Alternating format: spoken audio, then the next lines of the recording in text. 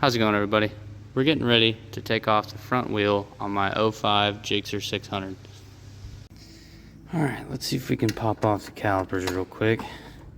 I already did the one on the other side. Come on now, go on there. Thank you. Alright.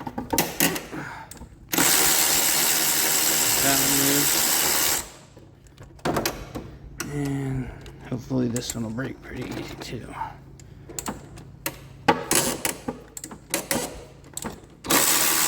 There we go. Alright. Now that we got the calipers off, of course I'll show you the other side. Don't freak out. Alright, just let them dangle just like that. Alright. If you guys wanted to know, these bolts on the calipers I took off are a 1/2 inch, and these that I'm about to take off are a 10 mil. So what we're going to do is we're going to go ahead and pop these two on the passenger side of the bike here, and we'll leave the ones on the other side tight. These aren't supposed to really be that tight. Good lord, that was loud. But I didn't really torque them down the last time I took this stuff off.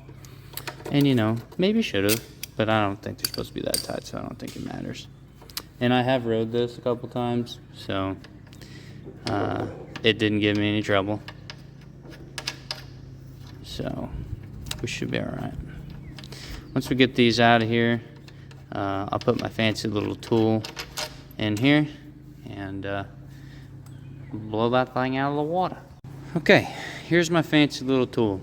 It's just a nut welded onto a bolt, and I only welded the back side here, not the front. So if it don't work, then we'll re-weld it. I've seen a lot of people, they'll put another nut on top of this, kind of squish them together so they won't go. I tried that before I welded on here. This one was so tight it would just back the nut on top, just right off the bolt. So I just welded it on there. They make a specific tool for this if you guys need it. You don't really need it if you got a welder or even a nut and 2 bolts. So this is going to be a 5/16 for this nut here. We'll see about going the right way and getting this off here. Alright, that's what we're looking for right there. Let me go to the other side, pop those other 2 bolts off that you saw me take off the little 10 mils here, and then we should be able to get this wheel off. While we're on the way to the other side, when you take this off, get you some brake clean, some grease. You're going to want to grease up a lot of this stuff. Alright, let's go ahead and pop these off. Man, videoing this, I bought a GoPro. Alright, story time real quick. I bought a GoPro for almost $500 a couple years ago, and I've used it maybe 2 or 3 times, but I need to get one of those little chest adapter thingies, or even something put on my damn forehead so I can start videoing this stuff and not holding my phone with my other hand, because I need my other hand. These things should be loose enough to pull out of here. We'll get there. Also, a little side note while I'm popping these off here, I also used to have a tripod, but wouldn't you know it, wind, gravity, tripod, they don't mix very well. So I snapped my tripod, then I put it back together, I heated up the plastic, shoved a screwdriver, real hot screwdriver right in there, melded it back together. Well then, you know, time, gravity, more wind, broke it again. So anyways, we got these bolts off here. We should be able to slide all this stuff out of here. Alright, this is probably going to be tricky one-handed, but we've moved to the other side. We're going to pull this thing out of here if we can. Okay, you can see where I greased it the last time. Maybe not the right grease, but some grease. Alright, we should be able to pick this up now and get this wheel out of the way. I am doing this video in kind of 2 parts here. This part's pretty simple, putting it back together. There's a little bit to it, but we'll get to that, okay? I am going to be putting out another video on these forks, because this is why I'm taking the front wheel off, okay? So once this video comes out, you guys should be getting this one right after. If you guys are going to do this like I did, with a engine hoist or a cherry picker, whichever one you want to call it. Get your ratchet strap. If you got a phone holder, probably best to take that thing off. You don't want it cracking. But you route it right under here, the frame neck, I guess. I don't really know what you call it. And then you hook them up and just go up. Not really that hard. But if you never tried it, there you go. Also, I'm doing this a little bit, I guess, unconventional. I'm going to go ahead and take this plastic piece off. I'm sure I'm going to have to anyways. But I don't want it hitting up here, heaven forbid, buy another part for this thing. You know what I mean? Anyways, I've already got this side taken off. It is a, what is this thing here? 4mm, oh, gee, I'm drawing a blank. 4mm Allen head. All right, we got that out of the way. We'll flip the other side, pop those two out, see if we can pull that plastic stuff out of the way. All right, here we go. 2 on the other side, 2 on this side. I'm gonna have to let it fall. Yeah, perfect.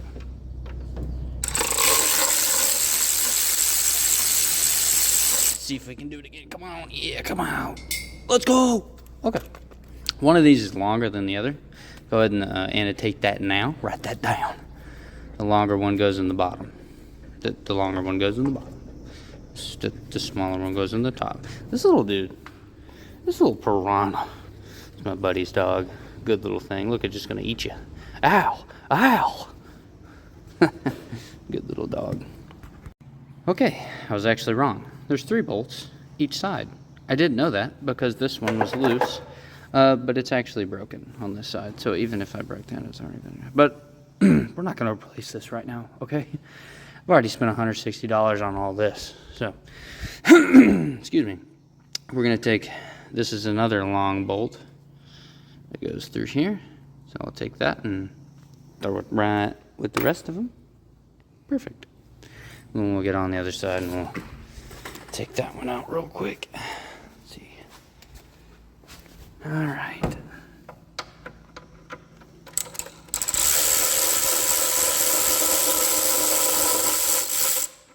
Alright, perfect.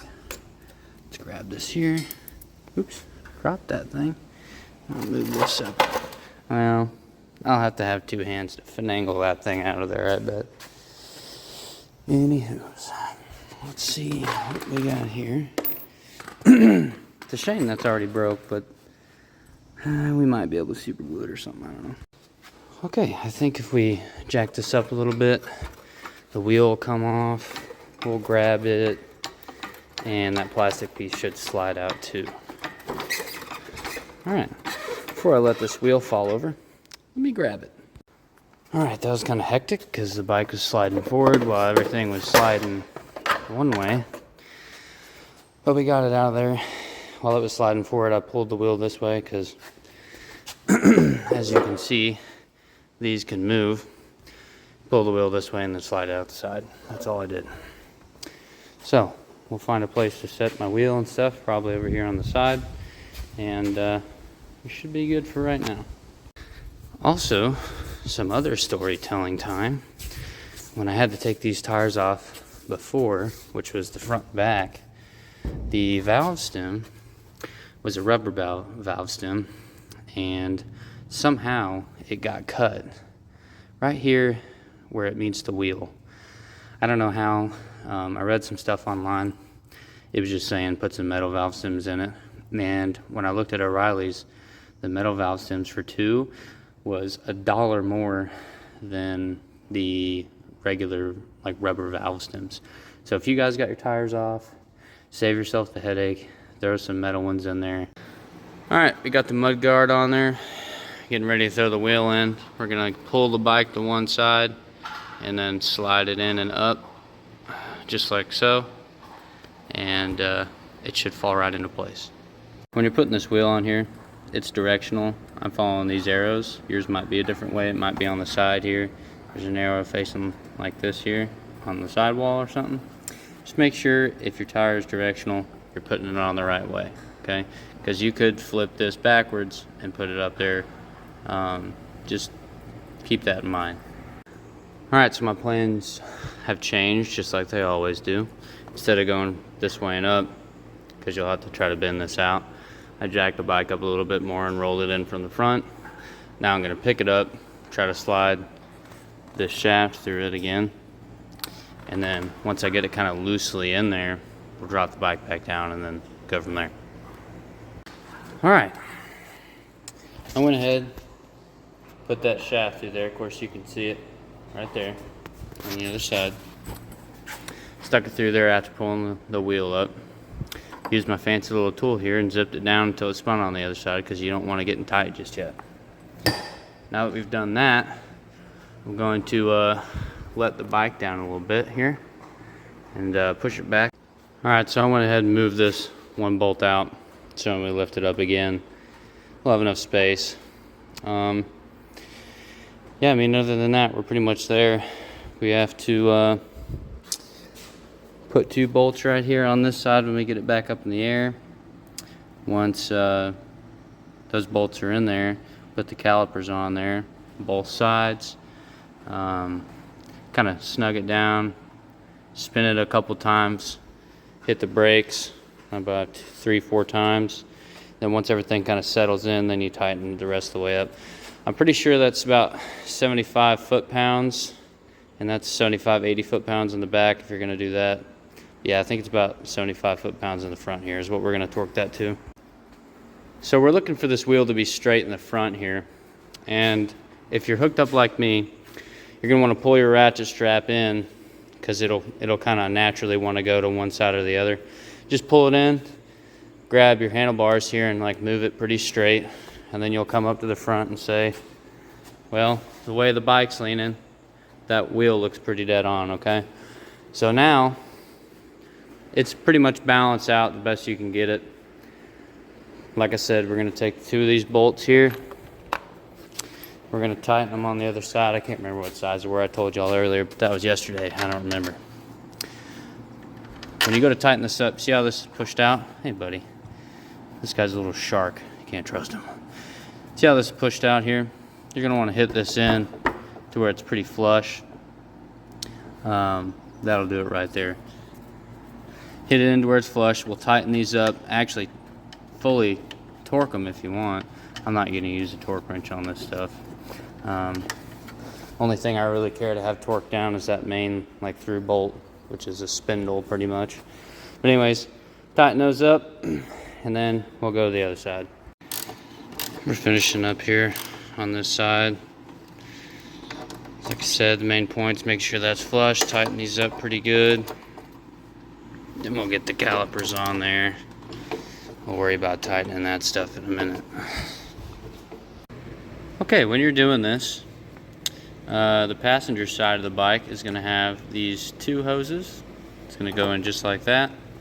Get you some brake clean, spray this out. I just did it. It's what all that's on the floor. Especially if yours was like mine, if you had a seal leaking. Mine was leaking all over this side of the bike. So make sure you spray these down pretty good.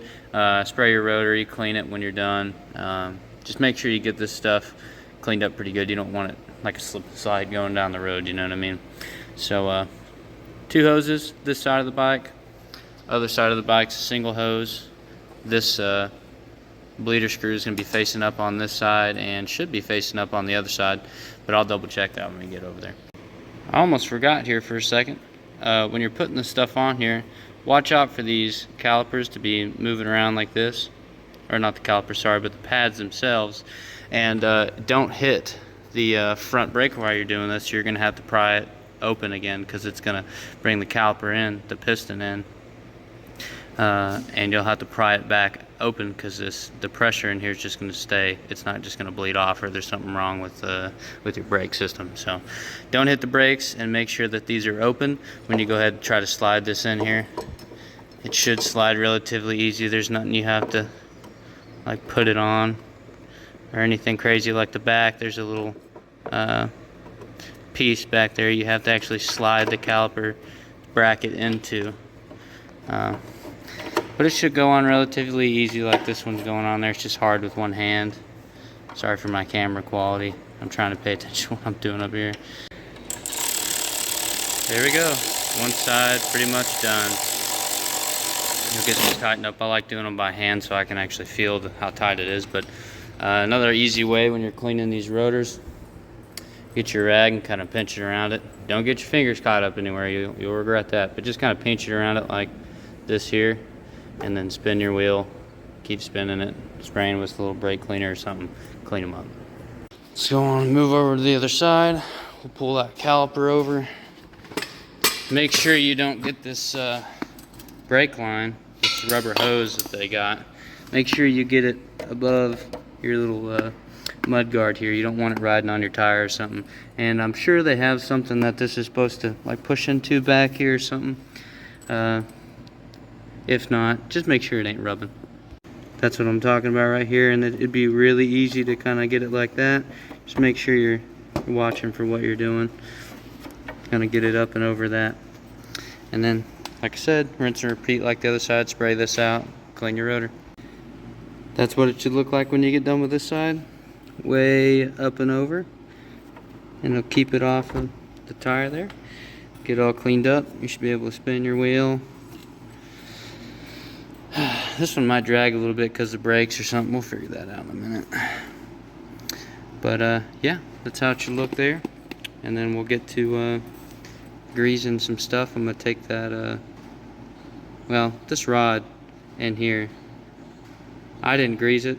I should have showed it. I don't know why didn't think of it. I had some grease here, but I took this apart the other week. When this whole rod that goes through all the way over here, the one you need the special tool for, you just grease the shaft of it. Mine was still pretty good. I kind of wish I would have showed it. I don't want to take it back apart. But once you pop this bad boy out over here, grease everything up. You can grease in between the bottom of the forks here. You can put some grease in and around those bearings and stuff. Just grease some stuff up, and yeah, you should be good. All right. Here's the fun part that I didn't know when I started doing this stuff. I went ahead and put these bolts in here. They're loose. They're not going to be holding this thing from moving. But we're going to spin this wheel and hit the brake 3 or 4 times while it's spinning to jolt the wheel and everything from here to the other side. Kind of jolt it and let it fall into its natural place. After you do it 3 or 4 times, go ahead and run this 75 foot-pounds and then tighten these 2 bolts, and you're done with the front wheel. Alright, spin the wheel a couple times, hit the brake, and we should be good to tighten this stuff up. Alright, so first of all, let's talk about the torque wrench for a second. You guys want to make sure that yours says foot-pounds. See right there? Foot-pounds. I like to zero mine out. A lot of people don't really care. I do, because I don't want it messing up over time. I don't want to buy a bunch of these. And also, don't use this to break anything loose. Only use it to tighten stuff, okay? So we teach you how to read this. If it'll just focus here. So 0 is where you always want to really keep this thing, unless you're looking for little numbers like 0, 1, 2, 3, 4, etc. But we're looking for about 75. So we're going to roll this 0 up to 70. And then in between 70 and 80, we're going to look for 5, which would be right here. And that would give us a 75. Your torque wrench could be different. They make a lot of different types of these. Just know how to read it. If you got the electrical one, you probably know what you're doing anyway, so don't worry about it. I don't have one to show you. Alright, we're looking at about 75 here. You're going to go ahead and get your 15/16, put on your bolt head here. We're going to tighten this down until we hear some clicks, and then we're good. A lot of people also don't like using a torque wrench with a basically an extension is what this bolt is, but I don't have any other way of doing it, so that's just how it is. Tighten this thing down. Alright, get some clicks. We'll do it one more time. Alright, I think that's it. Now we're going to go ahead and take this, what is this, 10 mil or something like that. Yep, 10 mil. Tighten these bolts up, and that should be all for the front wheel. Appreciate you guys. It means a lot for you guys coming in here and watching this. If I did anything wrong, feel free to tell me.